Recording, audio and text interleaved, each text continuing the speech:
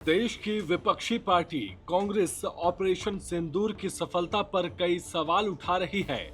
छत्तीसगढ़ के पूर्व सीएम भूपेश बघेल ने इससे जुड़े सवाल किए थे। इस पर केंद्रीय मंत्री शिवराज सिंह चौहान ने जवाब दिया है। वो रायपुर में ग्रामीण आवास और कृषि मंत्रालय के काम की समीक्षा करने पहुंचे थे। शिवराज सिंह ने कहा कि पूरा देश गौरवान्वित है। पाकिस्तान ड्रोन छोड़ रहा था, वो ड्रोन तिनके की तरह उड़ गए। उन्होंने कहा कि हमारे बहादुर सैनिकों को उनके पराक्रम को प्रणाम, उनके शौर्य को प्रणाम, उनके सटीक निशाने को प्रणाम। कई हिस्से पाकिस्तान के ऐसे थे जो हमारे लक्ष्य से दूर नहीं थे। उन्होंने सिंदूर उजाड़ा, हमने आतंकवाद के अड्डे ही समाप्त कर दिए। अब इसके बाद भी अगर रोना है तो कम से कम इतना तो ना करें कि मोदी का विरोध करते करते वह सेना और देश का विरोध करने लगे। पाकिस्तान ड्रोन छोड़ रहा था, तिनके की तरह उड़ गए और हमारी बहादुर सेना, उसके पराक्रम को प्रणाम। उनने सिंदूर उजाड़ा, हमने आतंकवाद के अड्डे ही समाप्त कर दिए। अब इसके बाद अगर रोना है तो कम से कम इतना तो वो ना करे कि मोदी जी का विरोध करते करते वो सेना और देश का विरोध करने लगे। दरअसल छत्तीसगढ़ के पूर्व सीएम भूपेश बघेल ने केंद्र सरकार पर सवाल खड़े किए हैं। उन्होंने पूछा है कि पहलगाम आतंकी हमले में 26 लोग मारे गए, लेकिन आतंकियों को अब तक नहीं पकड़ा गया। ऐसे में ऑपरेशन सिंदूर को सफल कैसे माना जा सकता है?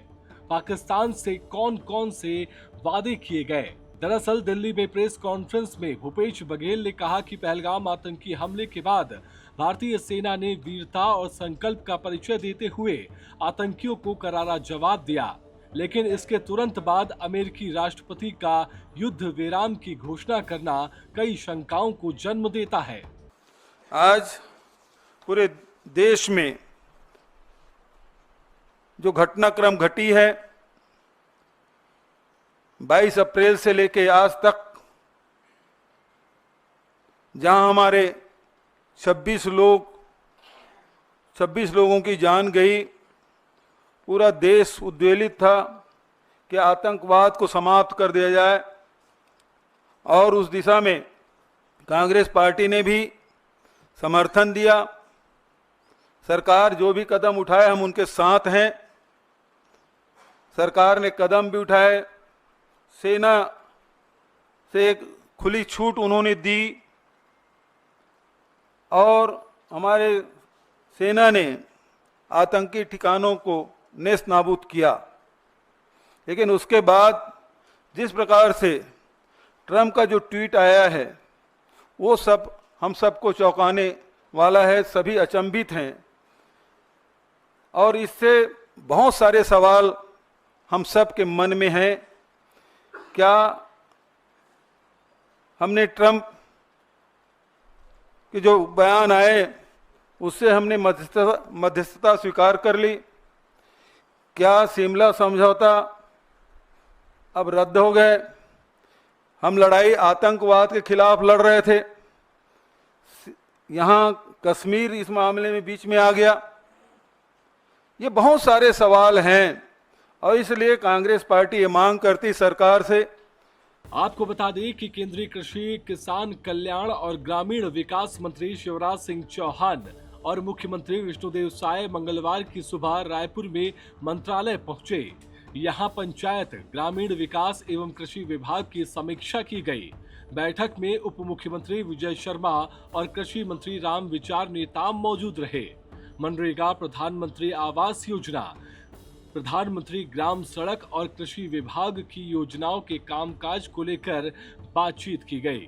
शिवराज सिंह चौहान ने कहा कि खेती के साथ पशुपालन, फूलों की खेती, फलों की खेती, सब्जियों की खेती, ऑर्गेनिक खेती, अलग अलग जितने पहलू है सब जोड़कर एक एकीकृत खेती का मॉडल योजना छत्तीसगढ़ के लिए बनाएंगे।